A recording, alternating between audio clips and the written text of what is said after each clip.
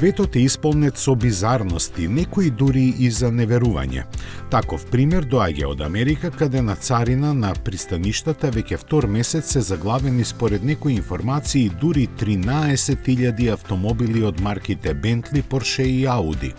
Причината во тоа е што тие во себе содржале електронски компоненти направени во Кина во фабрики во кои се користи присилна работа.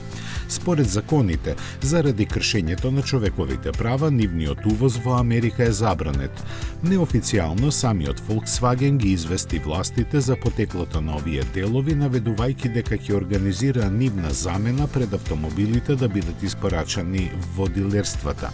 Според германската компанија, тие не биле свесни за потеклото на спорните компоненти, бидејќи дошле индиректно од добавувачите.